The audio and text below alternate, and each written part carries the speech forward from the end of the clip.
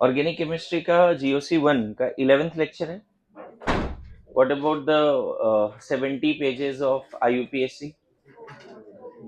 And first 2 pages of all the NCERT organic, जिसमें naming वाला part था. जब आईयूपीएससी स्टार्ट हुआ तो मैं बोला था हर एनसीईआरटी का पहला 3-4 पेज पढ़ना है, जहाँ पे आईयूपीएससी के टेबल और नेमिंग के ये हैं. तो अगर आपने अभी भी वो नहीं किया तो उसको करना है, साथ साथ में ये भी करना है. तो अभी तक हमने ऑर्गेनिक केमिस्ट्री में जो भी पढ़ा है रेजोनेंस का कंप्लीट डिटेल हो गया था, बट स्टिल रेजोनेंस में कुछ पार्ट बचे हैं. प्लस एम माइनस एम सब हो गया था, लेकिन अभी भी रेजोनेंस में कुछ पार्ट बचा है. And that is how to compare stability of resonating structures, resonance energy क्या है, ये सब एक दो छोटे से पार्ट है. फिर हम लोग हाइपर कॉन्जुगेशन में इन करेंगे. ठीक है. प्लस एम माइनस एम सबको आ रहा है समझ में अच्छे से?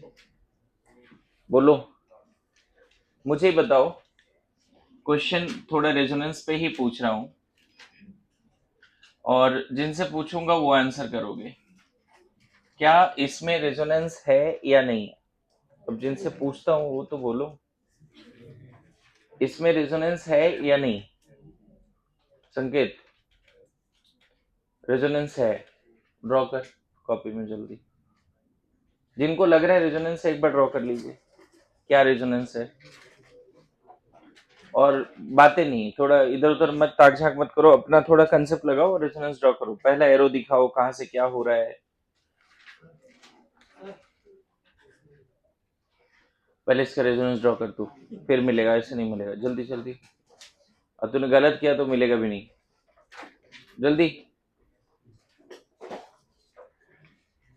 एक एक लाइन तो दिखा. दूसरा आरएस तो बना के दिखा. हाँ जी.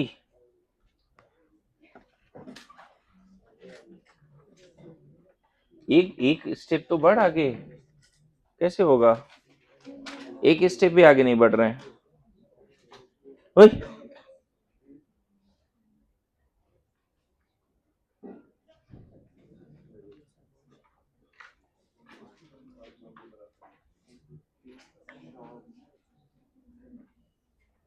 दिखाया तूने? जहां तक पढ़ा है माइनस एम का ऑर्डर लास्ट क्लास तक लिखाया था, उससे आगे ही एक दो क्वेश्चंस कर रहा हूं मैं.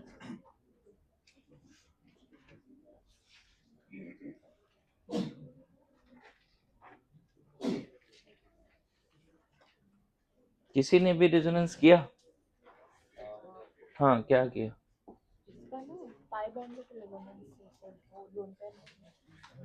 लोन पेयर कहाँ है उधर?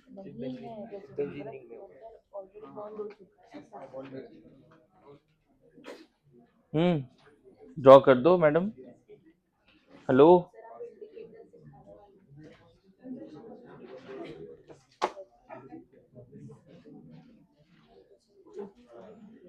क्या कर रहे हैं बच्चे? यहाँ NH3 है, फिर यहाँ NH2 कैसे हो जा रहा है? रेजोनेंस में कोई एटम शिफ्ट तो नहीं होता. हाई एनर्जी इलेक्ट्रॉन आगे पीछे जाता है. देखो, अगर तुम अभी इसमें पार्टिसिपेट नहीं करते हो इस क्वेश्चन में, तो मैं तुम्हें ये नहीं बता पाऊंगा कि तुम्हें रेजोनेंस नहीं आ रही है. पार्टिसिपेट करो पहले. हो गया?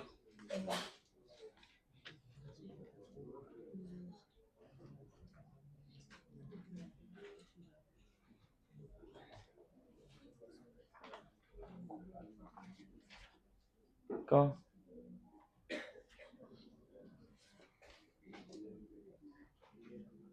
किधर ड्रॉ किया?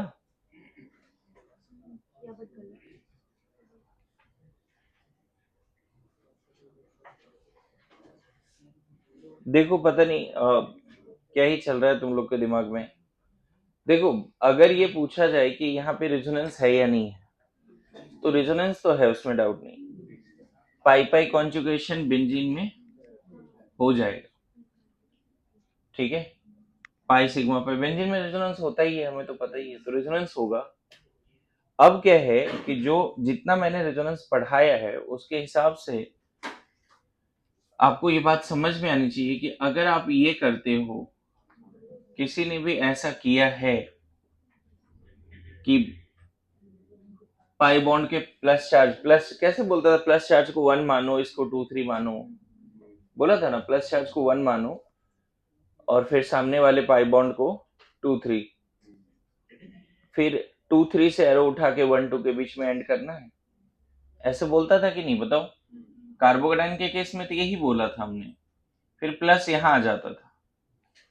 अगर किसी ने ये रेजोनेंस किया है तो फिर उनको कंडीशन नहीं पता अभी तक रेजोनेंस का। रेजोनेंस इज लाइक कि पैरेलल पी सिस्टम होना चाहिए, पैरेलल पी सिस्टम में इलेक्ट्रॉन की डिस्पर्सन होनी चाहिए। ये अगर कर, अच्छा मैंने देखा कुछ कुछ कॉपी में ये करके यहाँ CH2NH2 लिखा है, पता नहीं क्या चल रहा है दिमाग में।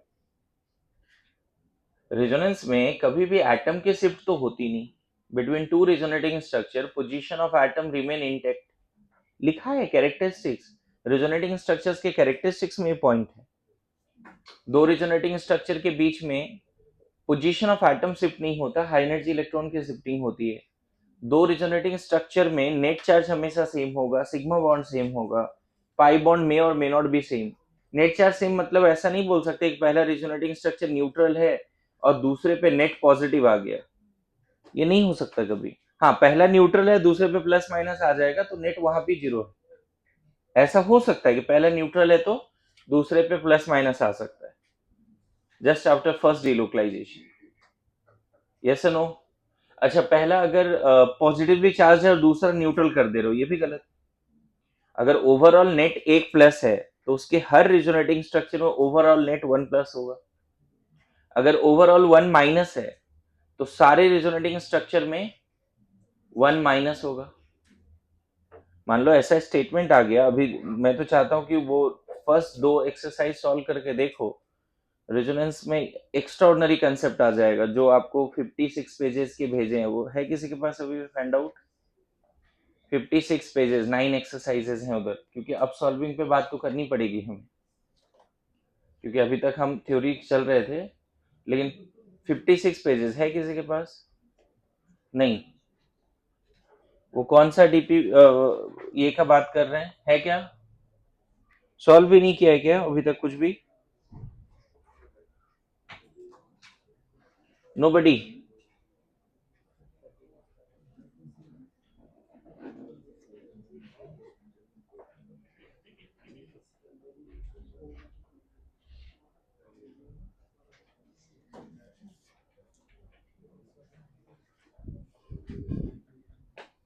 जीओसी क्वेश्चंस करके है ना, और उसका फर्स्ट दो exercise completely dedicated to resonance, ये वाली।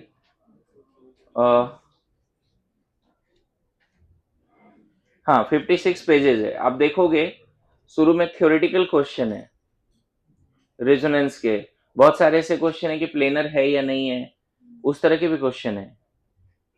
अब इसमें देखोगे ना तो कुछ क्वेश्चन में ऐसा है, एक लाइन है यहाँ पे कि all canonical structure must have same number of unpaired electron. तो आज का ये होमवर्क है बच्चे कि आप इसका दो एक्सरसाइज ट्राई करो, रेजोनेंस पूरा रिवाइज करके, है ना। अभी मॉड्यूल में नहीं बोल रहा हूँ सॉल्व करने, लेकिन इसका दो एक्सरसाइज कर सकते हो, बहुत अच्छे लेवल पे कंसेप्ट बन जाएगा। देखो अगर ये किया है तो मैं तो बहुत दुखी हूं, मैं सीधा सा बता दूं, क्योंकि मैंने इस अंदाज में तो नहीं पढ़ा है। क्लियर है? मैंने इस अंदाज में नहीं पढ़ा है कि तुम ये सब काम करो। मैक्सिमम लोगों ने यही किया, कुछ लोगों ने सही किया, पता नहीं कैसे NH2 लिख दे रहे हैं। यहाँ दिख रहा है NH3 लिखा हुआ है, फिर NH2 लिख देते हैं। क्या दिमाग काम कर रहा है? आप देख लो, रेजोनेंस के कम से कम 5-6 लेक्चर हैं जी, और कोई ऐसा पॉइंट नहीं है जो छोड़ा है मैंने अभी तक, सारे ग्रुप्स वगैरह। ये देखो, ये इसलिए भी नहीं कर सकते, मैंने इस अंदाज में पढ़ाया कि यहाँ जो नाइट्रोजन है बच्चे, उसने एक कोऑर्डिनेट बॉन्ड बना लिया तो इस पे प्लस आ गया, NH3 plus, actually aniline. Aniline को जब प्रोटोनेट करोगे ना, एनिलीन के पास दो नाइट्रोजन है, एक लोन पेयर है, सॉरी इसके पास क्या है, एक लोन पेयर है। तो अगर उसके पास कहीं से एक H प्लस आ जाए, aniline are Lewis base, aniline are Lewis base, इसके पास कहीं से भी एक H प्लस आ जाए तो ये कोऑर्डिनेट बॉन्ड के थ्रू उसको अपने पास बुला लेगा और ऐसा बन जाएगा एनिलीनियम आयन। अब देखो यहां पर रेजोनेंस था क्योंकि ये sp2 था। अगर इसका भी डायग्राम बनाए तो मैंने इस लेवल पे डायग्राम बनाया था कि देखो यहाँ पे ऐसा है कि नाइट्रोजन का जो लोन पेयर है बच्चे वो पीजेड में है। एनिलीन में नाइट्रोजन का लोन पेयर कहाँ पर है? पीजेड में, है ना। इसीलिए एनिलीन में तो रेजोनेंस है और बेंजीन के पास भी 6 पीजेड है, तो यहाँ तो रेजोनेंस है, इसमें तो डाउट नहीं है। समझ गए ना। यहाँ पे पाई लोन पेयर पाई रेजोनेंस, पाई लोन पेयर रेजोनेंस है एनिलीन में। लेकिन जैसे ही उसने अपना लोन पेयर H प्लस को दिया, अब ये sp3 हो गया और अब उसके पास कोई पैरेलल पी है नहीं। अब पैरेलल पी नहीं है तो अगर तुम ये कर रहे हो तो मुझे एक सिंपल सा चीज लगेगा कि आप रेजोनेंस नहीं सीखना चाहते। कुछ लोग क्या करते हैं, रेजोनेंस करके दिखाते हैं और बोलते हैं देखो नाइट्रोजन का 5 बॉन्ड नहीं हो सकता। मैं तो बोलूंगा उनके पास भी सेंस नहीं है। ये क्यों बोलना है 5 बॉन्ड नहीं हो सकता? ठीक है वो ट्रू है, लेकिन रेजोनेंस होता है पैरेलल पी सिस्टम में, इसके पास पी है ही नहीं तो इलेक्ट्रॉन उधर क्यों जाएगा? इलेक्ट्रॉन वहां इसलिए नहीं गया क्योंकि नाइट्रोजन 5 बॉन्ड नहीं बना सकता, ऐसा लॉजिक है। रेदर देन कि इलेक्ट्रॉन जाने के लिए पैरेलल पी सिस्टम चाहिए। समझ रहा है? क्लियर है? तो जो हालत है अभी क्लास में GOC1 को लेके, है ना, मुझे, मैं जिम्मेदार नहीं हूं, मैं क्लियर बता देता हूं, है ना। क्योंकि काम तो हम ईमानदारी से कर रहे हैं, नोट्स भी लिखा हुआ है, फिर भी तुमने उसका रिवीजन नहीं किया। मैं जिम्मेदार नहीं हूं। एक क्वेश्चन से तुमको समझ में आ गया है कि तुमको मेहनत करना चाहिए और बहुत ज्यादा, है ना। आज तक मैं तुम्हें एक बात बता दूं, आज तक जो भी इंसान, जो भी लोग ये बोलते हैं ना कि सक्सेस करने के लिए, सक्सेस पाने के लिए हमें अपना पैशन फॉलो करना चाहिए, जो दिल करे वो करना चाहिए, वगैरह वगैरह हजार तरह की चीजें, ईमानदारी से पूछो ना तो लोग ये बोलेंगे, अगर वो सच में ईमानदार है तो, सक्सेस के लिए वो काम 1000 बार करना पड़ेगा जो बिल्कुल पसंद नहीं है तुमको करने के लिए। मैं सीधा बोल रहा हूं, लाखों बार रिपीट करनी पड़ेगी वो काम जो मन ही नहीं कर रहा है करने का, तब सक्सेस मिलता है। इधर उधर की बातों में मत रहो।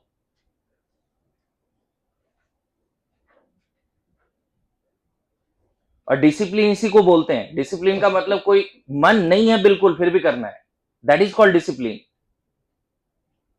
तुम्हें ऐसा लगता है कि डिसिप्लिन इसलिए आ जाता है कि किसी चीज को करने का मन है? अरे बिल्कुल नहीं, तब तो ये डिसिप्लिन वर्ड ही नहीं होता। ओनली थिंग नीडेड कि वो काम करो जो बिल्कुल मन नहीं कर रहा है करने का, तब आता है सक्सेस।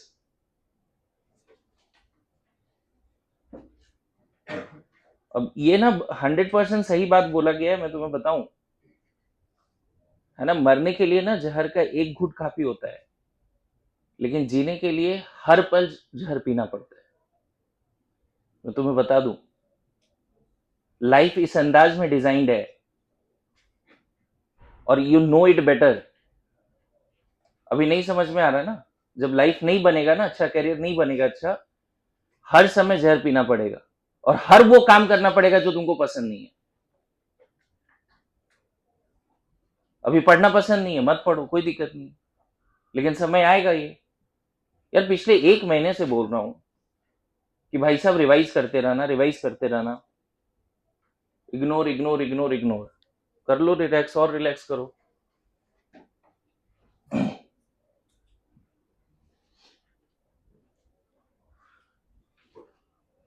जो भी बोला है 2 DPP सॉल्व करने के लिए 2 वर्कशीट, उसमें एक क्वेश्चन ये भी है कि क्या बेंजीन इसके साथ रेजोनेंस करेगा, ऐसा भी एक क्वेश्चन है। देखो आपस में पाई पाई रेजोनेंस तो होगा ही, उसमें तो डाउट नहीं है, पाई पाई रेजोनेंस होगा, उसमें कोई डाउट नहीं है, लेकिन क्या बेंजीन इसके साथ रेजोनेंस करेगा? तो इसमें ऐसा होता है बच्चे कि यहाँ पे ना पाई पाई रेजोनेंस भी है जो बेंजीन आपस में कर रहा है, और जो ऑक्सीजन पे नेगेटिव चार्ज है कार्बोक्सिलेट आयन में, यहाँ पे आपस में रेजोनेंस तो है ही, उसमें कोई डाउट नहीं है। ये पूरा एक साथ शिफ्ट कर दो आगे, समझे, तो बेंजीन का दूसरा स्ट्रक्चर बन जाएगा। ये रेजोनेंस तो है ही, और यहाँ पे एक रेजोनेंस ये भी है, देखो ऐसे, पाई नेगेटिव चार्ज, पाई नेगेटिव चार्ज, और ये रेजोनेंस, दोनों रेजोनेंस अगर कर दोगे तो यहाँ पे देखो इस पे आ जाएगा नेगेटिव, इधर डबल बॉन्ड आ जाएगा, गुड टू गो। अब इसके पास 3 लोन पेयर आ जाएगा, देखो 2 लोन पेयर पहले से था, एक पाई इलेक्ट्रॉन भी उधर गया, तो इसके पास 3 लोन पेयर, इसके पास 3 लोन पेयर है, लेकिन अब 2 बचेगा क्योंकि उसने एक लोन पेयर को पाई बॉन्ड में यूज कर लिया है। और यहाँ पे पूरा पोजीशन चेंज कर दो, आया समझ में। तो ये रेजोनेंस तो है, लेकिन अगर कोई बोलता है कि इस पर्टिकुलर स्ट्रक्चर में, है ना, इसी स्ट्रक्चर में ये वाला रेजोनेंस है, तो ये रेजोनेंस मत करना, क्योंकि उससे स्टेबिलिटी बढ़ती नहीं, कम हो जाती है। यहाँ ऑलरेडी नेगेटिव है ना बच्चे, और तुम्हें इस नेगेटिव का रेजोनेंस नहीं दिख रहा है, तुम्हें दिख रहा है ये रेजोनेंस पाई पाई, तो ये रेजोनेंस नहीं होगा। रेजोनेंस होता है स्टेबिलिटी बढ़ाने के लिए। ये रेजोनेंस के बाद क्या हो जाता है, 2 नेगेटिव पास आ जाते हैं, मतलब ऑक्सीजन पे नेगेटिव आ गया, देखो ना, एक नेगेटिव पहले से था, एक और ऑक्सीजन पे नेगेटिव आ गया, तो ये स्टेबिलिटी एनी हाउ बढ़ाया नहीं है और कम ही किया है। ये रेजोनेंस नहीं करते क्योंकि इन दोनों के रेजोनेटिंग स्ट्रक्चर्स में एनर्जी बहुत हाई है, मतलब एनर्जी डिफरेंस बहुत ज्यादा है, नॉट हाई। इस केस में इसकी एनर्जी एक्स है, तो इसका हो सकता है 10x हो जाए, तो हम नहीं मानते कि ये RS है। आपको याद होगा resonating structure must have comparable energy, must have comparable stability. एक स्टेबल, एक ड्रास्टिकली अनस्टेबल, नहीं बोलते ये चीज। अरे यस नो। तो जिस तरह से ये ग्रुप बेंजीन के साथ रेजोनेंस नहीं करता है, उसी तरह से CO माइनस भी बेंजीन के साथ रेजोनेंस नहीं करता है, ये ध्यान रखिएगा। ओके, ये रेजोनेंस से स्टेबिलिटी मिला नहीं कि और कम हुआ है। हाँ, अगर यहाँ पे COH होता ना तो रेजोनेंस करा देते, यहाँ पे दोनों रेजोनेंस करा देते, इनफैक्ट 3 रेजोनेंस करा देते। देखो ये एक ऐसा एग्जाम्पल है बच्चे जिसमें पाई पाई कॉन्जुगेशन भी है, पाई लोन पेयर कॉन्जुगेशन भी है ना, बेंजीन में पाई पाई कॉन्जुगेशन, ये वाला भी कॉन्जुगेशन हो जाएगा पाई सिग्मा पाई, क्योंकि यहाँ कहीं नेगेटिव तो है नहीं, तो ये वाला रेजोनेंस कार्बोनिल ग्रुप बेंजीन के साथ रेजोनेंस कर लेगा इस केस में, लेकिन CO माइनस में कार्बोनिल ग्रुप बेंजीन के साथ रेजोनेंस नहीं करेगा। क्लियर है, समझ गए। यहाँ पे हो जाएगा रेजोनेंस, यहाँ पे दिक्कत, ये वाला अगर रेजोनेंस करना है, यहाँ पे ये भी कर सकते हो, पाई लोन पेयर भी कर सकते हो, पाई पाई भी कर सकते हो, दिक्कत नहीं। लेकिन ये दोनों ग्रुप तो बेंजीन के साथ रेजोनेंस नहीं करेगा फॉर श्योर। NH3+ क्यों नहीं कर रहा है, उसके पीछे रीजन समझ रहे हो, ये क्यों नहीं कर रहा है, पॉसिबिलिटी तो है फिर भी नहीं कर रहा है, यस नो, क्योंकि 2 नेगेटिव पास में आ जाए। यहाँ रेजोनेंस होने से दिक्कत ही क्या है, 1 माइनस 1 प्लस क्रिएट होगा, अपोजिट पोल्स तो आते ही है ना मेसोमेरिक इफेक्ट में, क्या है ना, लिख लो अच्छे से। अभी क्या है ना कि इसका 2 एक्सरसाइज अगर कल सॉल्व करके नहीं आते हो, ठीक है ना, तो मैं देखो ज्यादा कुछ तो नहीं कर पाऊंगा, लेकिन ये श्योर रहेगा कि ये बच्चा मेरा बात नहीं सुनता है, बात खत्म, है ना। तो इसको गाइडेंस दे ना दे कोई मतलब है नहीं, 2 एक्सरसाइज करना ही करना है। लिखिए, जल्दी लिखिए।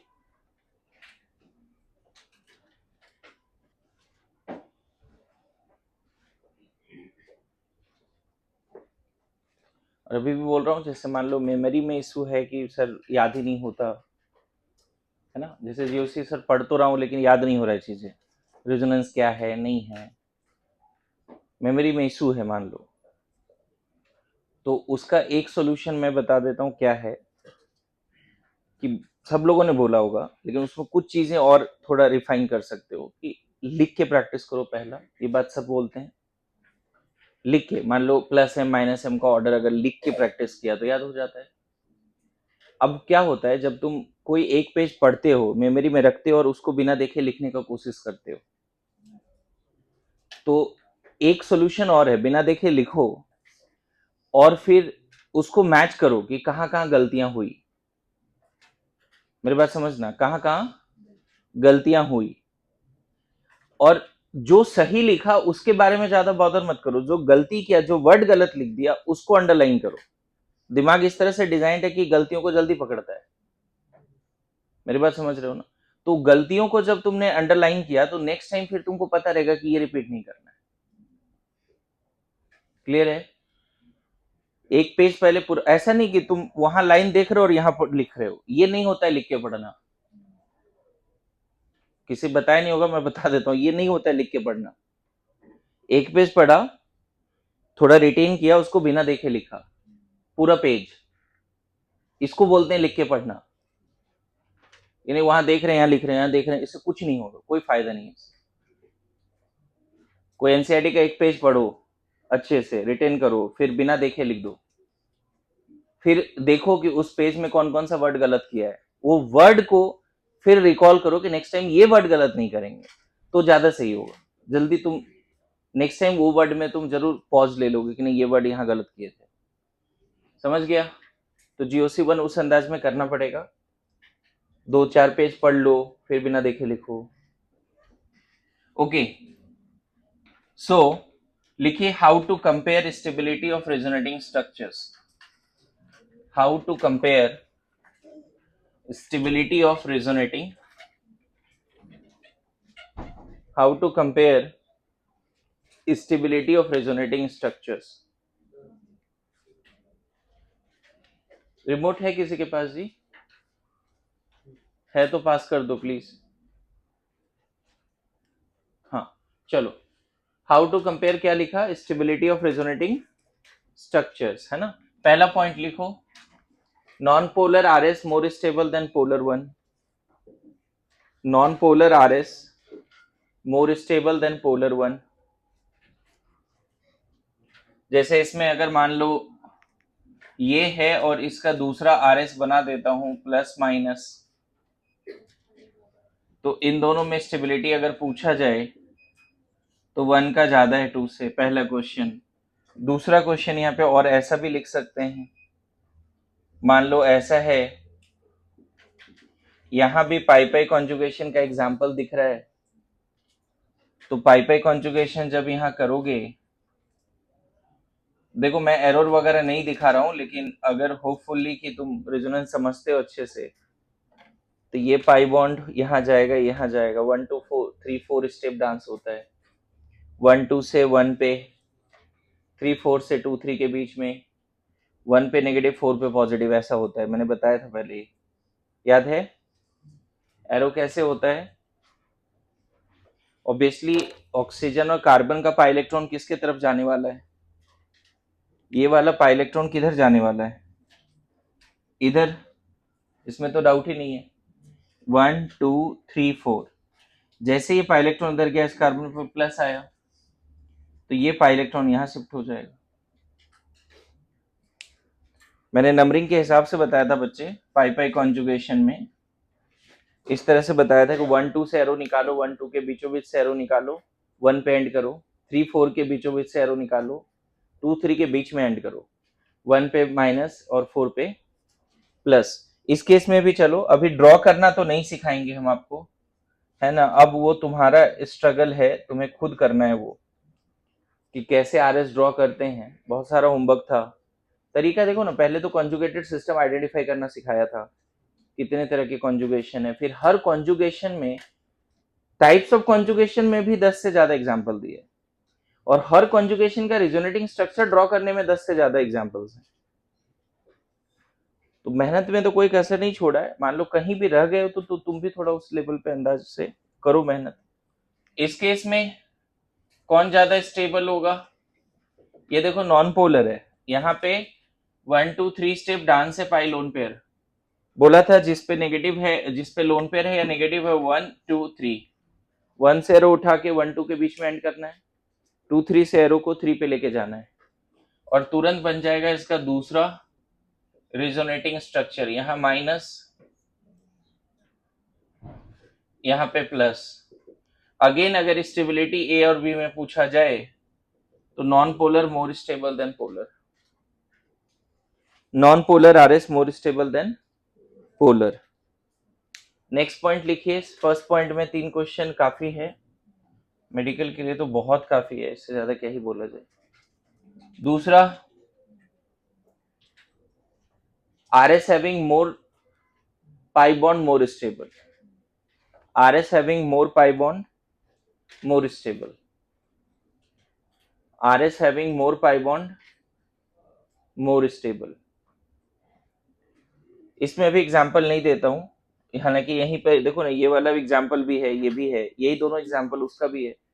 यहाँ 2 पाई बॉन्ड है, एक है, तो ये ज्यादा स्टेबल है। यहाँ भी 2 पाई बॉन्ड है या 1 पाई बॉन्ड है। ये दोनों एग्जाम्पल सेम सेकंड पॉइंट का है। फर्स्ट और सेकंड पॉइंट एक दूसरे के कंक्लूजन ही है एक तरह समझो। इवन थर्ड पॉइंट भी जो लिखाऊंगा वो भी फर्स्ट 3 एक जैसा ही पॉइंट है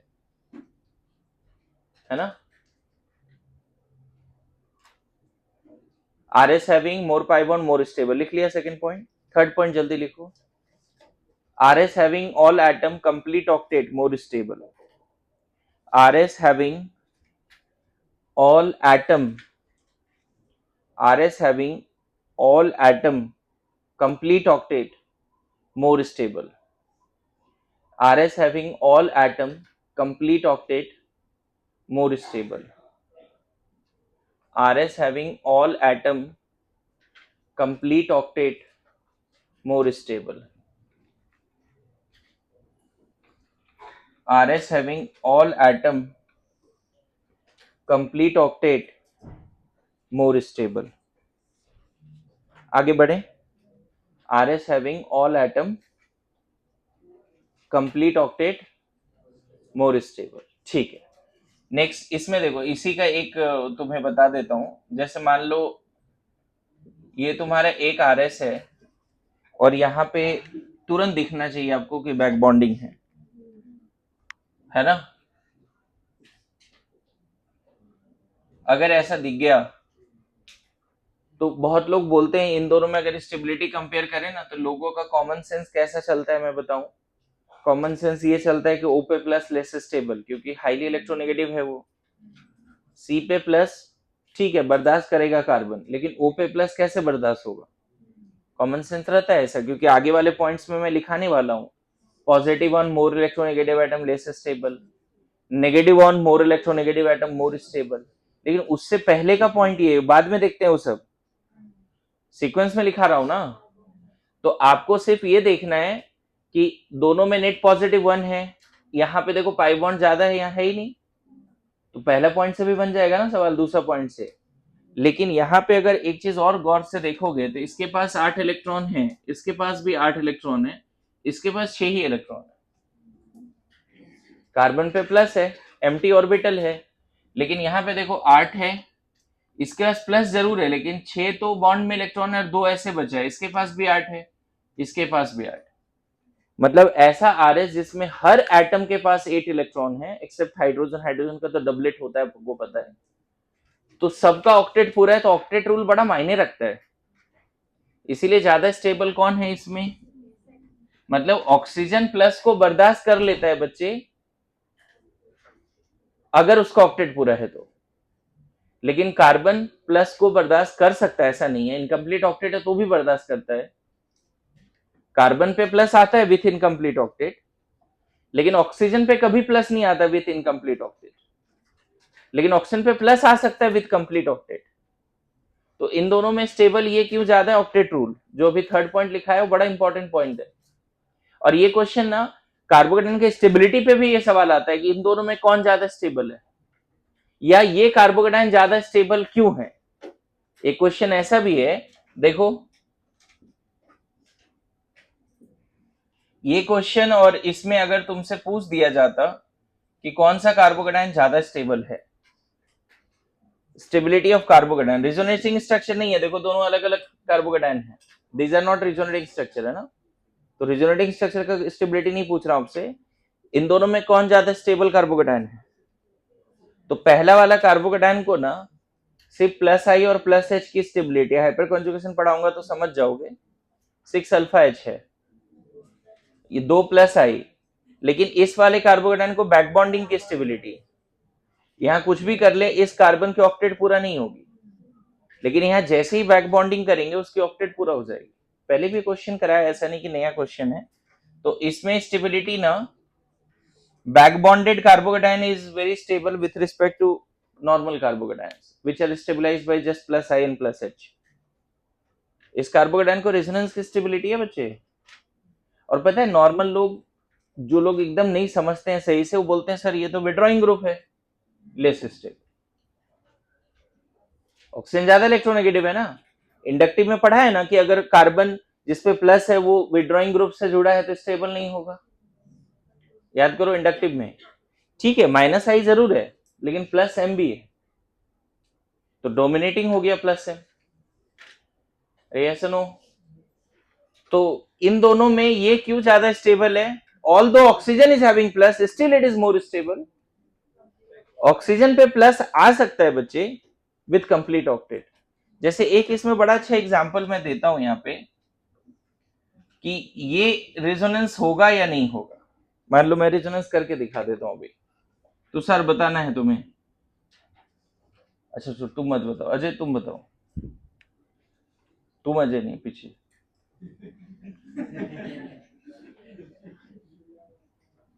ये रेजोनेंस होगा नहीं होगा, बताओ अजय।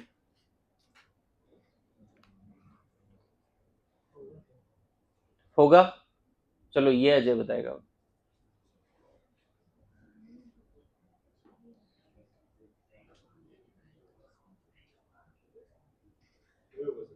हाँ नहीं होगा। तो सर ऑक्टेट, किसका ऑक्टेट पूरा नहीं है? ऑक्सीजन का। हाँ सिद्धर नहीं होगा। अंशिका बताओ। देखो ऑक्सीजन पे वहां भी प्लस है, यहां भी प्लस है, लेकिन वहां जब प्लस आया तो उसके पास 8 इलेक्ट्रॉन है, और यहां जब प्लस आया है तो 4 ऐसे और 2 ऐसे, 6 ही इलेक्ट्रॉन। ऑक्सीजन पे plus with incomplete octet. Oxygen second most electronegative atom है बच्चे। लग तो रहा है आरएस जैसा क्योंकि हम पाई इलेक्ट्रॉन का ही डिलोकलाइजेशन कर रहे हैं, उसमें तो डाउट नहीं है हमें, लेकिन एक रीजन की वजह से आरएस नहीं है। इसकी एनर्जी एक्स है तो इसकी एनर्जी 1000x है। कार्बन पे प्लस ठीक है, बर्दाश्त कर रहा है वो किसी तरह से, लेकिन ऑक्सीजन पे प्लस विथ इनकम्प्लीट ऑक्टेट। ये दोनों रिजोनेटिंग स्ट्रक्चर इस वजह से नहीं है क्योंकि एनर्जी में लार्ज गैप है। एक हाईली अनस्टेबल हो सकता है, बने भी ना। और पता है इस ऑक्सीजन पे प्लस विथ इनकम्प्लीट ऑक्टेट, थोड़ा सा जेनॉन फैमिली पढ़ोगे तो 6000 डिग्री सी वगैरह टेम्परेचर होता है। Halogen family, inert gas family, P block में। ऑक्सीजन की आयोनाइजेशन एनर्जी वाली बात हो गई ना। ऑक्सीजन का इलेक्ट्रॉन निकालना है, क्या इतना आसान होगा ऑक्सीजन का इलेक्ट्रॉन निकालना? Getting my point? कार्बोकेटायन मतलब कार्बन के इलेक्ट्रॉन निकालना, कार्बन की आयोनाइजेशन एनर्जी। और ऑक्सीजन पे प्लस विथ इनकम्प्लीट ऑक्टेट मतलब ऑक्सीजन की इलेक्ट्रॉन निकालना विथ, तो ऑक्सीजन की आयोनाइजेशन एनर्जी हो जाएगी। तो ये दोनों रिजोनेटिंग स्ट्रक्चर नहीं है, और ये रिजोनेंस भी नहीं होगा बच्चे, जबकि रिजोनेटिंग स्ट्रक्चर का सारा क्राइटेरिया फुलफिल कर रहा है एक्सेप्ट द कंपेरेबल स्टेबिलिटी। पता है ये रिजोनेटिंग स्ट्रक्चर का सब क्राइटेरिया फुलफिल कर रहा है except the comparable stability. So the RS in which all atom having complete octet, may be oxygen having plus charge with complete octet, those are more stable with respect to normal carbocations. Clear है? बोलो, है ना? Next, fourth point,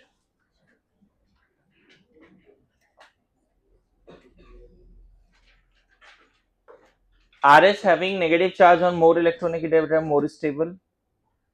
RS having negative charge on more electronegative atom more stable. RS having negative charge on more electronegative atom more stable. इसमें ये example ले सकते हो, अगर मान लो ऐसा है, ये एक RS है और नेगेटिव चार्ज का जब रेजोनेंस करोगे, है ना, तो इनोलेट आयन बन जाएगा, ऑक्सीजन पे नेगेटिव आ जाएगा। इन दोनों में स्टेबिलिटी किसकी ज्यादा है? तो अभी जो पॉइंट लिखा है उसमें देखो, यहाँ पे थर्ड पॉइंट नहीं लगेगा क्योंकि सबका ऑक्टेट पूरा है। इसके पास भी 8 है, सबके पास 8 इलेक्ट्रॉन है, समझ गया ना? सबके पास 8 इलेक्ट्रॉन है, पहला दूसरा पॉइंट भी नहीं लगेगा क्योंकि दोनों के पास पाई बॉन्ड भी सेम है। अच्छा, नॉन पोलर ऐसा भी नहीं है कि एक पोलर एक नॉन पोलर है, दोनों पे नेट चार्ज -1 है, तो पहला 3 पॉइंट नहीं लगेगा। अब ये पॉइंट याद रखना पड़ेगा। तो -1 oxygen more stable, right, then -1 carbon. ये पॉइंट समझ में आ रहा है? फटाफट लिखिए, ज्यादा टाइम नहीं लेते हैं इसमें।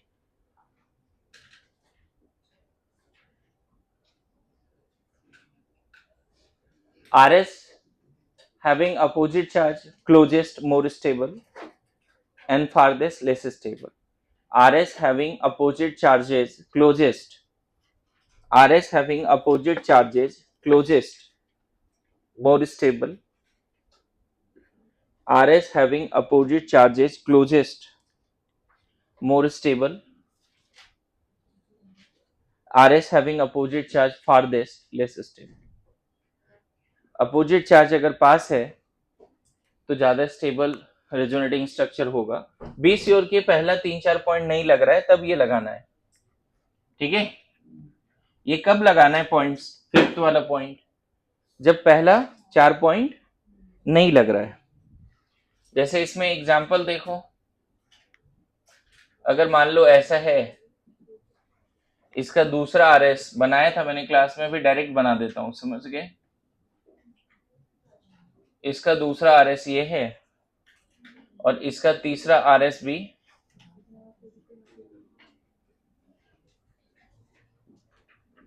ऐसा है। तो देखो, पहला तो सबसे ज्यादा स्टेबल होगा, उसमें डाउट नहीं है, क्योंकि नॉन पोलर है और ये दोनों पोलर है।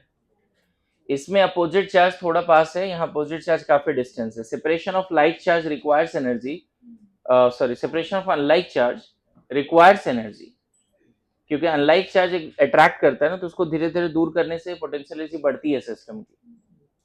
अरे यस नो? तो इन दोनों में किसकी ज्यादा? अब देखो, ऑक्टेट रूल भी नहीं लग रहा है, दोनों में पाई बॉन्ड भी 2 है, दोनों पोलर है, दोनों ही केस में पॉजिटिव जो है किस पे है? नाइट्रोजन पे, नेगेटिव कार्बन पे। तो थर्ड फोर्थ पॉइंट भी negative charge on more electronegative atom more stable, वो भी नहीं लगना है। मतलब शुरू के 5 पॉइंट्स तो नहीं लगने, इसी पॉइंट से बनना है ये दोनों। तो इन दोनों में ज्यादा स्टेबल कौन है? 2 एंड देन 3। ऑक्टेट रूल भी सबका पूरा है, ऐसा नहीं नाइट्रोजन पे प्लस है तो इनकम्प्लीट ऑक्टेट। आप चेक करो, नाइट्रोजन ने 4 बॉन्ड बना रखे हैं, इधर डबल बॉन्ड और 2 हाइड्रोजन के साथ। अरे ऐसा नो, नाइट्रोजन ने 4 बॉन्ड बना रखे हैं।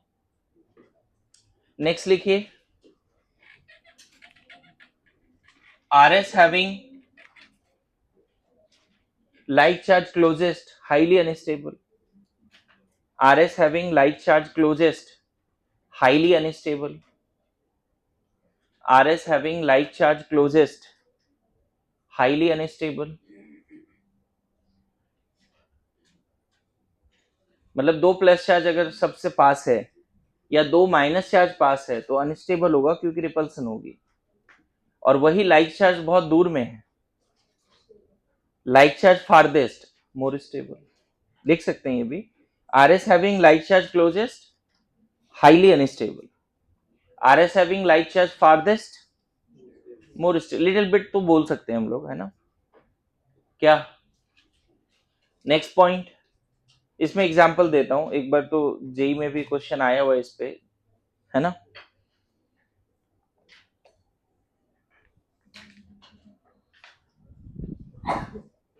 इसमें जो एक्सरसाइज बोल रहा हूं ना, रिजोनेटिंग स्ट्रक्चर्स के स्टेबिलिटी पे, तो यहाँ पे एक एक्सरसाइज उस पे भी है, उसको करना है आपको।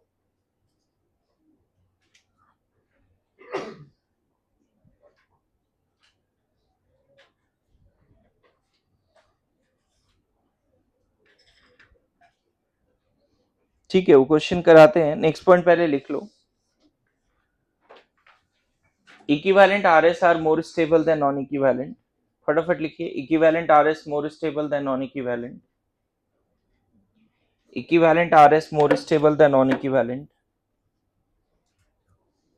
Next point, aromatic type RS more stable than non aromatic. Aromatic type RS more stable than non aromatic.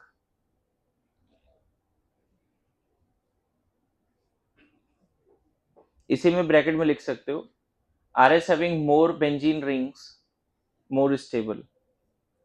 Aromatic type RS more stable than non aromatic RS. Aromatic type ज्यादा स्टेबल होगा। एक इसी का थोड़ा एक्सटेंडेड वर्जन ये लिख सकते हो कि RS having more number of benzene type ring more stable. जैसे इसका एग्जांपल, बड़ा अच्छा एग्जांपल ये है, मैंने कभी क्लास में डिस्कस किया था। अगर आपसे स्टेबिलिटी इन दोनों में पूछा जाए, है ना, दोनों रेजोनेटिंग स्ट्रक्चर है, मैं बता दूं, बोथ आर आरएस। लेकिन अगर आप पूछा जाए स्टेबिलिटी इन दोनों आरएस का बताइए, तो यहाँ पे एक बेंजीन दिख रहा है, ये रिंग तो बेंजीन है, इसमें देखो pi sigma sigma sigma pi, यहाँ नहीं दिख रहा है बेंजीन, जबकि यहाँ दोनों रिंग बेंजीन दिख रहा है। नेप्थलीन का वो वाला आरएस ज्यादा स्टेबल है। आए समझ में? बोलो, क्लियर है?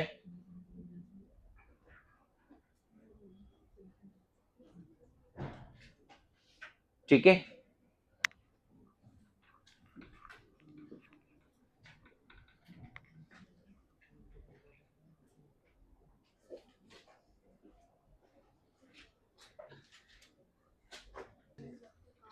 इवन जेई मेंस के पीवाईक्यू से ही ये क्वेश्चंस लिखे हैं मैंने, ये वाली। इसमें बता सकते हो स्टेबिलिटी ऑर्डर? हाँ ठीक है, लिस्ट टेबल बता दो। यहाँ पे कुछ मिसिंग है क्या? ठीक है, कोई नहीं कोई नहीं, कोऑर्डिनेट बॉन्ड है ना, तो प्लस माइनस उसके वजह से आएगा ही ना। यहाँ पे कोऑर्डिनेट बॉन्ड दिखा सकते हो अगर तुम चाहो तो। एक्चुअली यहाँ पे प्लस माइनस जो है कोऑर्डिनेट बॉन्ड की वजह से है, ठीक है। अब बताओ, यहाँ प्लस माइनस ऑलरेडी है, और यहाँ पे जो पाई बॉन्ड था तुमने उसको गलत तरीके से तोड़ दिया। इधर प्लस इधर माइनस नहीं कर सकते, प्लस प्लस पास में आ जाएगा ना। जो स्ट्रक्चर है उसको सही से देखो, यहाँ प्लस है यहाँ माइनस है, तो प्लस प्लस मैंने बोला ना, R S having like charge closes highly unstable, तो हाईली अनस्टेबल में यही आ जाएगा। नहीं, फोर्थ में देखो, फोर्थ में ऐसा सिचुएशन नहीं है जो तुम सोच रहे हो। कहा नेगेटिव पास में ऐसा? ये प्लस प्लस पास में है या ये ज्यादा पास है, सोचो। यहाँ तो 1 2 पे है ना प्लस प्लस, यहाँ 1 3 पे। इन दोनों में अगर डाउट हो रहा है तो खुद सोच के देखो, ये एक तो ये बॉन्ड ही गलत तोड़ा गया। अरे ये बॉन्ड ऐसे नहीं टूटेगा ना, यहाँ पे जो पाई बॉन्ड है वो कैसे टूटने वाला है, ये इधर जाएगा, इधर नेगेटिव इधर पॉजिटिव। अरे ऐसा नो, ये बॉन्ड को ही गलत तोड़ा गया है, वो भी तो सोचो, रेजोनेंस के हिसाब से तोड़ा ही नहीं गया बॉन्ड को, तो हाईली अनस्टेबल में ही आएगा। अच्छा, ये क्वेश्चन उतना डिफिकल्ट तो नहीं है, लेकिन कहीं ना कहीं डोनर है, एक डोनर एक विड्रॉइंग, और दोनों विड्रॉइंग है, तो electron density on the ring सबसे ज्यादा क्या होगा? समझ गए? इतना तो हमने पढ़ा ही है। 1 2 3 राइट, प्लस आई प्लस एच, प्लस आई प्लस एच या माइनस एम। हमने प्लस एच नहीं पढ़ा है अभी, लेकिन मैं यहाँ लिख देता हूँ, अभी प्लस एच पढ़ेंगे हम लोग। मिथाइल प्लस आई प्लस एच दोनों होता है, जबकि ये माइनस एम माइनस आई है, और ये दोनों ही माइनस एम माइनस आई है। तो यहाँ electron density on the ring बहुत ड्रास्टिकली कम हो जाएगा। अच्छा, इसमें which of the following resonating structures is more stable? इन सब में सबसे ज्यादा स्टेबल कौन? Obviously non polar. अच्छा, इसमें देखो, कार्बन का इनकम्प्लीट ऑक्टेट, यहाँ भी इनकम्प्लीट ऑक्टेट। ओवरऑल ऑर्डर सजाना होता ना इसमें, तो स्टेबिलिटी ऑर्डर सबसे ज्यादा 1 बोल दो, फिर 4 बोलो। 4 क्यों? अब बोलोगे 4 में तो सर ऑप्शन पे प्लस है, फिर भी आप उसको ज्यादा बोल रहे हो। ऑक्टेट रूल, ऑक्टेट रूल, यहां सबका ऑक्टेट पूरा नॉन पोलर। यहां पे मैंने कुछ गड़बड़ किया है क्या कहीं पे? हाँ नहीं सही है, कोई दिक्कत नहीं है। क्या क्या कहां पे प्लस है? इधर, ये यहां? हाँ कुछ तो मिसिंग है, ऐसा लग रहा था मेरे को भी। ठीक है, तब अब हम फोर्थ को ज्यादा बोलेंगे। कार्बन यहाँ प्लस है ना इस कार्बन पे, incomplete octet, incomplete octet, incomplete octet. यहाँ पे सबका ऑक्टेट पूरा, आप चेक कर लो। पता है ये रेजोनेंस ऐसे होगा तो यहाँ प्लस आएगा, ये बन जाएगा। इसका रेजोनेंस ड्रॉ करो ना। ये जैसे यहां आएगा प्लस यहां, फिर ये जैसे यहां जाएगा प्लस यहां, ये बन जाएगा। और ये बना तो यहाँ पे बैक बॉन्डिंग करके देख ले, तो ये बन जाएगा। बोलो स्वानंद। तो यहां पर ना फर्स्ट सेकेंड थर्ड में कार्बोकेटायन है और उसके बाद 6 इलेक्ट्रॉन होते हैं। मैंने ये लिखा है कि all atom having complete octet more stable, तो नो डाउट इन सब में सबसे ज्यादा स्टेबल कौन है? तो यहाँ पे थोड़ा करेक्शन कर ले, 4 सबसे ज्यादा। अब 4 तो सबसे ज्यादा हो गया, फिर 3 बोलो कि कहीं ना कहीं 3 डिग्री कार्बोकेटायन है ना, 3 डिग्री, 2 डिग्री, 2 डिग्री। बोलो, समझ गए ना? इन तीनों में स्टेबिलिटी ऑर्डर ना बच्चे, मुझे लगता है कि इसको भी मत बोलो, इसको बोलो सबसे ज्यादा, क्योंकि लीनियर कॉन्जुगेशन है, ये लीनियर कॉन्जुगेशन है। ऐसे इसीलिए क्वेश्चन ऐसा नहीं पूछा गया कि ओवरऑल ऑर्डर से जाइए, क्योंकि इन दोनों में हो सकता है कि थोड़ा बहुत 19-20 का ही फर्क है, बहुत ज्यादा फर्क नहीं है। लेकिन सबसे ज्यादा स्टेबल तो 4 हो गया। सबसे ज्यादा स्टेबल क्या हो गया? 4 कैसे हो गया? मैं समझ में आ रहा है, कोई ऐसा 4 में एटम नहीं है जिसका इनकम्प्लीट ऑक्टेट है, तो 4 हो गया। अब मुझे नहीं लग रहा है 3 आएगा, मुझे लगता है मैं लीनियर कॉन्जुगेशन को ज्यादा वैल्यू दूं। पाई सिग्मा, फिर पॉजिटिव चार्ज। अरे ऐसा नहीं है कि इसमें बैक बॉन्डिंग नहीं है, रेजोनेंस के बाद बैक बॉन्डिंग और अच्छा है। सब में बैक बॉन्डिंग है, ऐसा नहीं है, इन तीनों में भी है, आगे चल के रेजोनेंस के बाद होना है। यहाँ पे डायरेक्ट बैक बॉन्डिंग होना है और इधर रेजोनेंस होना है, क्रॉस वाला पार्ट है। यहाँ पे लीनियर वाला कॉन्जुगेशन है, पहले 2 बार रेजोनेंस होगा, एक रेजोनेंस होकर ये बनेगा, फिर रेजोनेंस होकर ये बनेगा, फिर ये बनेगा, और फिर जाके बैक बॉन्डिंग होगी। तो ये एक ऐसा स्ट्रक्चर है जिसमें लीनियर कॉन्जुगेशन ज्यादा है। लीनियर कॉन्जुगेशन समझते हो? जैसे अगर मान लो इस तरह का 2 कार्बोकेटायन मैं पूछ दूं, इसको हटा दे क्या ऊपर का सवाल? ये भी, इसमें कुछ करेक्शन था, यहाँ पे माइनस मिसिंग था, ठीक है। देखो अगर आपसे पूछा जाए कि कौन सा कार्बोकेटायन ज्यादा स्टेबल है, गौर करना, ये ज्यादा स्टेबल है या ये ज्यादा स्टेबल, अगर ऐसा पूछा जाए तो यहाँ डिग्री वगैरह मत देख। अल्फा हाइड्रोजन तो ऐसा नहीं कि इसका ज्यादा है, ये वाला कार्बोकेटायन में लीनियर कॉन्जुगेशन है, और यहाँ पे ये कार्बोकेटायन इधर और इधर 2 अलग अलग पार्ट से रेजोनेंस कर रहा है, लीनियर नहीं है, क्रॉस कंजुगेशन है। तो इन दोनों में अगर स्टेबिलिटी पूछा जाता तो हम 1 को ज्यादा बोलते 2 से। ये अच्छा क्वेश्चन है लीनियर एंड क्रॉस कंजुगेशन का। लीनियरली कॉन्जुगेटेड, तो अभी जो दिमाग में आ रहा है ना कि ये क्यों ज्यादा स्टेबल है, तो मैं बोलूंगा बहुत अच्छा रेजोनेंस है, फिर बैक बॉन्डिंग। और यहां पर इधर रेजोनेंस है तो बैक बॉन्डिंग नहीं है, लेकिन इधर रेजोनेंस है तो फिर बैक बॉन्डिंग भी है, तो क्रॉस वाला पार्ट है। यहाँ पे डायरेक्ट बैक बॉन्डिंग है और इधर रेजोनेंस है, अलग अलग पाथ में चल रहा है। मतलब ऐसे सोचो ना कि किसी चीज को मान लो अपनी जगह से डिस्प्लेस करना है, तो एक डायरेक्शन से फोर्स लगाएंगे तो ज्यादा चांस है ना। मेरी बात समझ रहे हो? तो ये ऐसा ही है कि इसको स्टेबल बनाने के लिए एक डायरेक्शन से सपोर्ट है, और इसको स्टेबल बनाने के लिए क्रॉस वाला सपोर्ट है। स्टेबल दोनों 19-20 का ही फर्क है, ज्यादा फर्क नहीं है, लेकिन फिर भी लीनियर वाले सिस्टम को ज्यादा मानते हैं। चलो इसमें सबसे स्टेबल जो पूछा था वो तो टिक कर ले, उसमें तो डाउट ही नहीं, ऑक्टेट रूल से बन जाएगा। 3 क्वेश्चन देखो इधर लिखा हुआ है और है ये वाला, इन दोनों में बताओ कौन ज्यादा स्टेबल है। चेक किया क्या, इन दोनों में ज्यादा स्टेबल कौन है? सेकेंड। देखो ऑक्टेट तो सबका पूरा है, यहाँ पे ऑक्टेट पूरा है बच्चे सबका, मैं बता दूं। अच्छा, जहां NH2 लिखा है वहां लोन पेयर हिडन होता है, हर स्ट्रक्चर में दिखाया नहीं जाता। OH लिखा है तो OH के ग्रुप के पास 2 लोन पेयर होता ही होता है, वैसे नहीं मानने लोन पेयर नहीं दिखाया तो नहीं है। तो यहाँ पे स्ट्रक्चर में जनरली लिखने के समय लोन पेयर नहीं दिखाते, लेकिन होता है वहां पे लोन पेयर। तो यहाँ पे O पे प्लस है विद कंप्लीट ऑक्टेट, यहाँ N पे प्लस है विद कंप्लीट ऑक्टेट, तो no doubt plus on more electronegative atom less stable, negative on more electronegative atom more stable, but positive on more electronegative atom less stable. इन चारों में highly unstable कौन है वो सोचना है, या ओवरऑल ऑर्डर बताओ इन चारों में।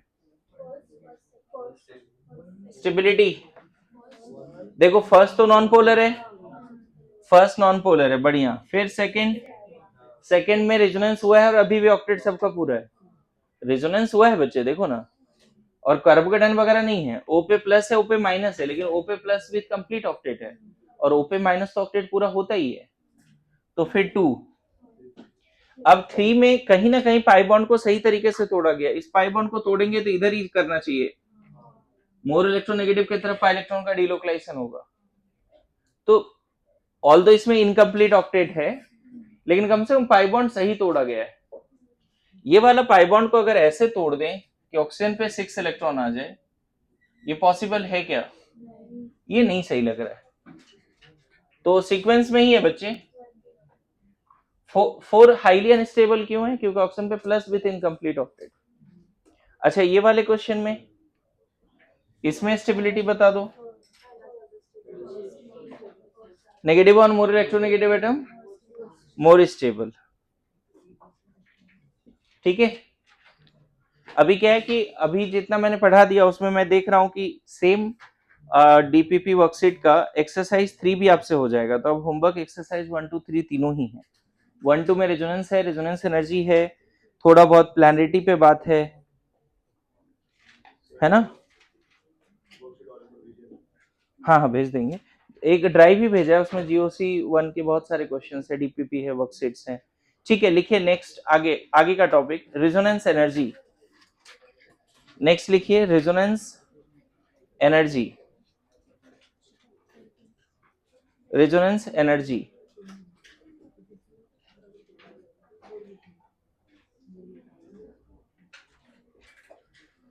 Resonance energy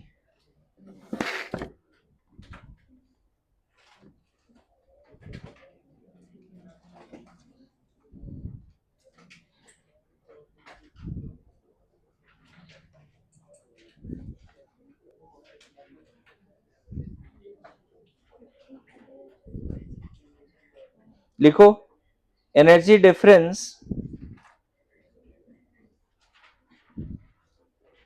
between resonance hybrid,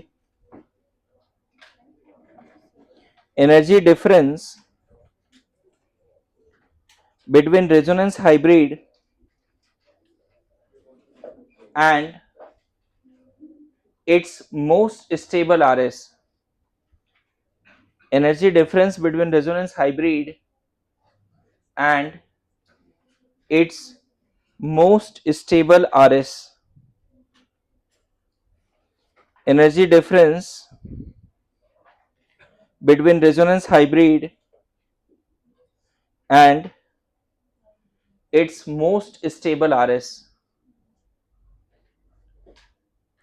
देखिए,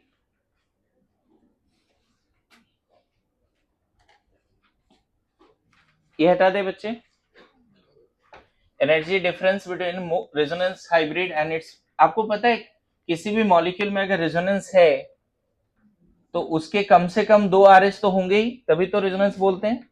Resonance is the phenomena of having 2 or more than 2 Lewis structures because of delocalization of high energy electrons. तो किसी मॉलिक्यूल में अगर रेजोनेंस है तो कम से कम 2 RS होंगे, कम से कम, और उन दोनों के कैरेक्टरिस्टिक्स को मिला के हम क्या बनाते हैं? Resonance hybrid. अरे यस नो, उन दोनों के कैरेक्टर को मिला के क्या बनाते हैं? Resonance hybrid. जैसे फॉर एग्जांपल बड़ा बेसिक डेफिनेशन देखो, आपको पता है बेंजीन के 2 आरएस होते हैं और इन दोनों का 50-50% कंट्रीब्यूशन से क्या बन जाता है? Resonance hybrid.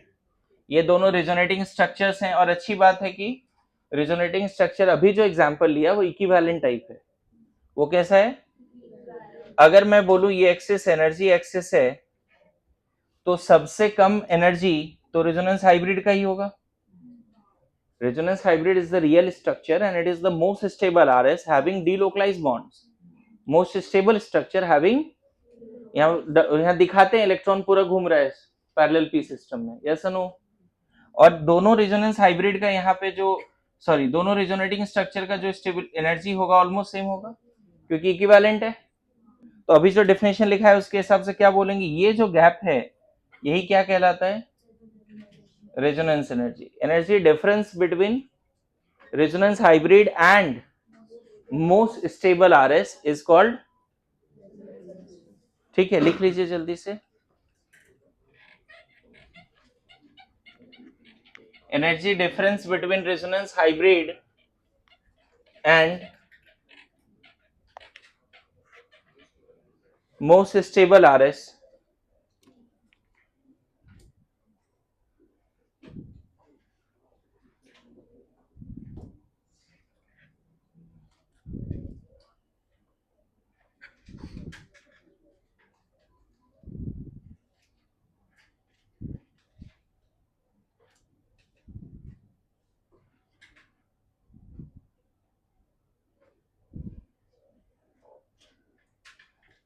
लिखिए, डायग्राम बनाइए जल्दी से।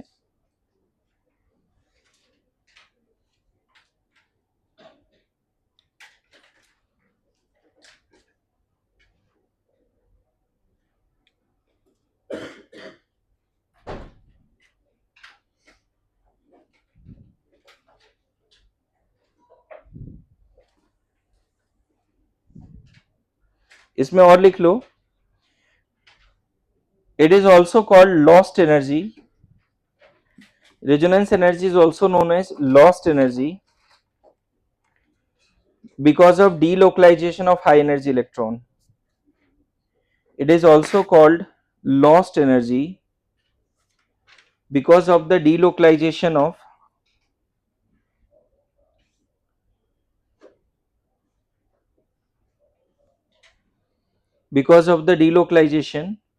of high energy electron. It is also called lost energy, है ना?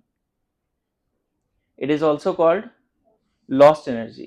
मान लो कोई मॉलिक्यूल X है बच्चे, जो डिफिनेशन बताया उसको दोबारा ऐसे बता देता हूं। उसके सपोज ये सारे RS हैं, मैं रियल टाइम एग्जांपल नहीं दे रहा हूं, हाइपोथेटिकली एक एग्जांपल दे दिया कि कोई मॉलिक्यूल X है, एनी मॉलिक्यूलर आयन X में रेजोनेंस है, ठीक है, और उसके कितने RS बन रहे हैं? 4, ABCD। इन सब की अपनी स्टेबिलिटी होगी, जिसके पॉइंट्स अभी हमने पढ़े। जरूरी नहीं कि सारे रेजोनेटिंग स्ट्रक्चर इक्वल एनर्जी वाले होंगे, कोई ज्यादा स्टेबल होगा, कोई उससे थोड़ा कम होगा, लेकिन ऐसा भी नहीं होगा कि एक हाईली स्टेबल एक हाईली अनस्टेबल है, अदरवाइज वो RS है ही नहीं। अगर ये चारों आपस में RS हैं तो मस्ट हैव कंपेरेबल एनर्जी, और इन चारों से मिला के मान लो रेजोनेंस हाइब्रिड जो बन रहा है वो Z है। तो जो डायग्राम में भी बनाया मैंने बेंजीन में, वो इस तरह से भी समझ सकते थे कि ये तुम्हारा रेजोनेंस हाइब्रिड है और स्टेबिलिटी वाइज मान लेते हैं ABCD। ये स्टेबिलिटी वाइज सबसे ज्यादा स्टेबल है D, लेकिन ABCD का स्टेबिलिटी कंपेरेबल भी है, बहुत लार्ज। ये वाला गैप ही क्या कहलाता है? जो भी डेफिनेशन बताया है। और मैं यहाँ पे बोल रहा हूं कि resonance energy is also known as lost energy. Lost energy का क्या मतलब होता है यहाँ पर? क्योंकि हाई एनर्जी इलेक्ट्रॉन जब पूरे मॉलिक्यूल पे डिस्पर्स होता है, मैंने बहुत पहले भी डिस्कस किया था, when high energy electrons disperse throughout the molecule in parallel p system, now all the electrons are attracted by all the nuclei, high energy electron, more attraction more stability, और वो स्टेबिलिटी जब मिलता है तो system अपना कुछ amount of energy surrounding को दे देता है। मेरी बात आ रही समझ में? जैसे इस प्रोसेस में मान लो अगर ये RS ये बता रहा है कि इलेक्ट्रॉन फिक्स है, और अगर ये चला गया रेजोनेंस हाइब्रिड में, इस प्रोसेस में डेफिनेटली एनर्जी रिलीज होगा, डेल्टा एच नेगेटिव होगा। Why negative? देखो ये स्ट्रक्चर क्या बताता है, उसको अच्छे से कनेक्ट करना। ये स्ट्रक्चर बताता है कि जो पाई इलेक्ट्रॉन्स है वो डीलोकलाइज नहीं है। ये स्ट्रक्चर नहीं बोल रहा है कि पाई इलेक्ट्रॉन डीलोकलाइज्ड है। ये स्ट्रक्चर बोल रहा है कि पाई बॉन्ड्स, फिर से यहां देखना, ये स्ट्रक्चर क्या बताता है उसको अच्छे से समझो। ये स्ट्रक्चर बताता है कि ऐसे अगर मान लो नंबरिंग कर दिया, 1-2 का पाई बॉन्ड 1-2 के न्यूक्लियस ही अट्रैक्ट कर रहा है। 3-4 का पाई बॉन्ड, पाई इलेक्ट्रॉन्स को कौन अट्रैक्ट कर रहा है? 3-4 का न्यूक्लियस। इसका 4-5 का पाई इलेक्ट्रॉन 5-6 का, 5-6 का पाई इलेक्ट्रॉन को कौन अट्रैक्ट कर रहा है? 5-6 के न्यूक्लियस। लेकिन ये स्ट्रक्चर क्या बताता है उसको समझना। ये स्ट्रक्चर ऐसा बोलता है कि पाई इलेक्ट्रॉन्स जो है पूरे पैरेलल पी सिस्टम में फैल गया है। Yes no? पाई इलेक्ट्रॉन्स पूरे पैरेलल पी सिस्टम में फैल गया, बोलो। अब बताओ कौन से पाई इलेक्ट्रॉन को कौन अट्रैक्ट कर रहा है? तो ऑब्वियसली बात है यहां पे जो पाई इलेक्ट्रॉन्स के अट्रैक्शंस होंगी बाय देयर न्यूक्लियस वो कम होगा, और यहां सारे हाई एनर्जी का अट्रैक्शन जो होगा वो क्या होगा? ज्यादा होगा। तो जब भी आप किसी रिजोनेटिंग स्ट्रक्चर से हाइब्रिड में जाओगे तो हाइब्रिड की एनर्जी ऑटोमेटिकली कम हो जाएगी, और इन दोनों का जो एनर्जी डिफरेंस है वही तो resonance energy. This is called resonance energy. इसीलिए रेजोनेंस एनर्जी को बोलते हैं लॉस्ट एनर्जी। अब यहां बड़ा इंपॉर्टेंट पॉइंट आ जाता है, मोर is the resonance energy, more is the stability, या लेस इज द स्टेबिलिटी? सोचो, कनेक्ट करो। मोर इज द रेजोनेंस एनर्जी, जितना ज्यादा रेजोनेंस एनर्जी मतलब उतना एनर्जी उसने लूज किया to get the resonance hybrid. तो ये बड़ा इंपॉर्टेंट लाइन हो गया। फिर more is the resonance energy, more is the stability of resonance hybrid, या more is the stability of molecule बोल दो। और रेजोनेंस एनर्जी ज्यादा कब होगा? अब इस पे पॉइंट आ जाए, जब ज्यादा डीलोकलाइजेशन होगा। अरे yes no? More is the delocalization, more is the resonance energy, and number of more delocalization means more RS, more delocalization means more RS. आ रहा है समझ में? लिख लीजिए, more is the resonance energy, more is the stability of molecular ion, that is resonance hybrid. More is the resonance energy, more is the stability of molecular ion,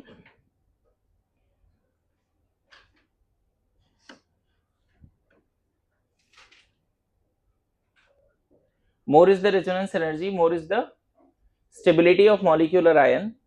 इसी में आगे लिखो, more is the delocalization of high energy electron, more is the number of RS, more is the delocalization of high energy electron, more is the delocalization of high energy electron,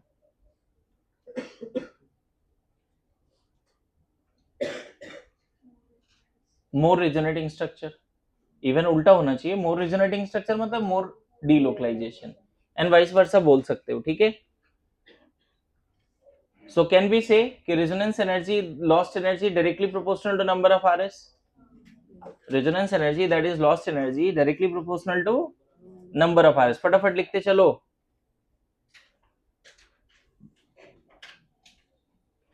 next point लिखिए, फिर से repeat कर रहा हूं, more is the delocalization, more is the resonating structure, more is the resonance energy, and more is the stability also. Resonance energy ज्यादा है मतलब lost energy ज्यादा है, तो जो एक्चुअल हाइब्रिड है वो बहुत ज्यादा स्टेबल है। हाँ, नेक्स्ट पॉइंट लिखिए, resonance energy is the absolute scale of stability, resonance energy is the absolute scale of stability, resonance energy is the absolute scale of stability Resonance energy is absolute scale of stability, that is stability of two compounds should not be compared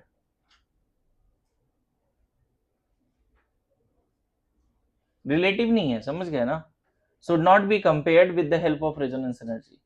ऐसा नहीं बोलेंगे किसी का resonance energy ज्यादा है और किसी दूसरे का कम है तो उसका स्टेबिलिटी कंपेयर हो सकता है, ऐसा नहीं, रिलेटिव नहीं है। किसी एक मॉलिक्यूल का अपना रेजोनेंस एनर्जी तो किसी दूसरे का और दूसरा होता है ना। क्या लिख रहा है, that is stability of two compound should not be compared with the help of resonance energy. ठीक है, आगे लिखिए, calculation of resonance energy with the help of heat of hydrogenation. देखो थर्मोडायनेमिक्स का 2 डेफिनेशन मैं अभी करा दे रहा हूं।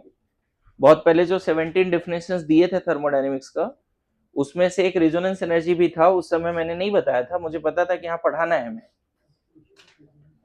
क्या लिखा, calculation of resonance energy with the help of heat of hydrogenation. Calculation of resonance energy with the help of heat of hydrogenation. अब देखो दूसरा डेफिनेशन भी सिखा देता हूं आपको। हीट ऑफ हाइड्रोजनेशन क्या होता है, जब किसी अनसैचुरेटेड कंपाउंड को सैचुरेटेड में कन्वर्ट करते हैं तो जो हीट ऑफ रिएक्शन होता है वो नेगेटिव होता है, और इसी को डेल्टा एच हाइड्रोजनेशन बोलते हैं। Delta H hydrogenation. Hyper conjugation के बाद इसका डेफिनेशन और डिटेल में पढ़ाएंगे।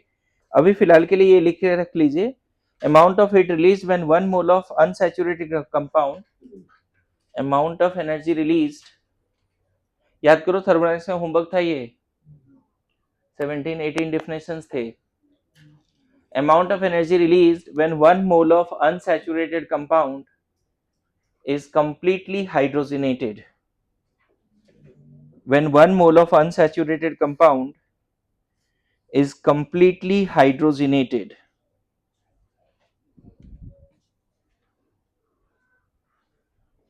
Amount of energy released when 1 mole of, इस केस में चाहो तो तुम ग्राफ से भी बना सकते हो, potential energy 1 mole of unsaturated compound is completely hydrogenated। देखो इसमें ऐसा भी लिख सकते हो बच्चे, इथीन का एनर्जी जो है ज्यादा है और इथेन का एनर्जी कम है, तो ये जो एनर्जी गैप होगा this is del H hydrogenation. Del H hydrogenation हमेशा नेगेटिव होता है बच्चे, del H hydrogenation always negative. और एक बड़ा इंपॉर्टेंट पॉइंट यहाँ पे सिखा देता हूं, मैं फिर बोल रहा हूँ, ये सेम बात मैं आपको हाइपर कॉन्जुगेशन बताऊंगा। डेल्टा एच हाइड्रोजनेशन का जो वैल्यू है ना, इसका मैग्नीट्यूड डिपेंड करता है number of pi bond, number of pi bonds या unsaturation, degree of unsaturation. Hydrogen DU बोल सकते हो, चलो डीयू। ये पहला पॉइंट है। दूसरा पॉइंट है कि if pi bond DU same, तब डेल एच हाइड्रोजनेशन का magnitude inversely proportional to stability of compound. ये अभी फिलहाल लिख के रख लो, del H hydrogenation number of pi bond पे डिपेंड करता है, और अगर दो मॉलिक्यूल में पाई बॉन्ड सेम है तब आपको क्या देखना होता है, स्टेबिलिटी देखनी होती है। जैसे मैं बताऊं, अगर मान लो आपसे ये पूछ दिया कि किसकी हाइड्रोजनेशन कंपेयर करो, डेल्टा एच हाइड्रोजनेशन का मैग्नीट्यूड कंपेयर करो, चलो, तो इस ये वाला क्वेश्चन तो इजीली बन जाएगा। कैसे बन जाएगा, यहाँ पाई बॉन्ड 2 है, यहाँ 1 है, more pi bond more energy released, तो इसमें तो डाउट ही नहीं है। लेकिन दूसरा क्वेश्चन देखो ऐसा है, दोनों में पाई बॉन्ड मैं सेम ले लेता हूं, लेकिन फिर भी तुम इसका आंसर कर पाओगे। डेल्टा एच हाइड्रोजनेशन का मैग्नीट्यूड बताओ यहाँ पे। फर्स्ट कैसे, नॉन कॉन्जुगेटेड अल्कीन है, कॉन्जुगेटेड अल्कीन ज्यादा स्टेबल होता है रेजोनेंस की वजह से। अरे यस नो, तो मैंने क्या बोला, अगर दोनों में डी सेम है तो फिर क्या देखना है, तो जो ज्यादा स्टेबल उसका कम होगा वैल्यू मैग्नीट्यूड। तो आंसर इस केस में 1 ग्रेटर देन 2। अगर पाई बॉन्ड बराबर है, डी सेम है दो मॉलिक्यूल में, तो फिर हमें क्या देखना होता है, स्टेबिलिटी। ओके, मैं हाइपर कंजुगेशन दोबारा पढ़ा दूंगा, दिक्कत नहीं है अभी। ओके, लेकिन ये अच्छी बात है, थर्मोडायनेमिक्स का 2 डेफिनेशन आज कम से कम मैं अपने तरफ से करा दिया, रेजोनेंस एंड हाइपर कंजुगेशन। ये हटा सकते हैं क्या?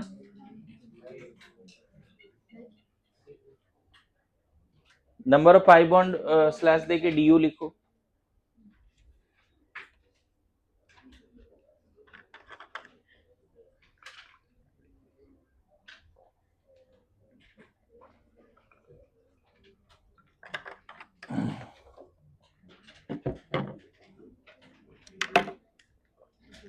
यहां तक याद रखो, यहां से नेक्स्ट क्लास में पढ़ाऊंगा। एक चीज समझो, अभी कंपलसरी होमवर्क है 3 एक्सरसाइज एंड पूरा 11 लेक्चर्स, ठीक है।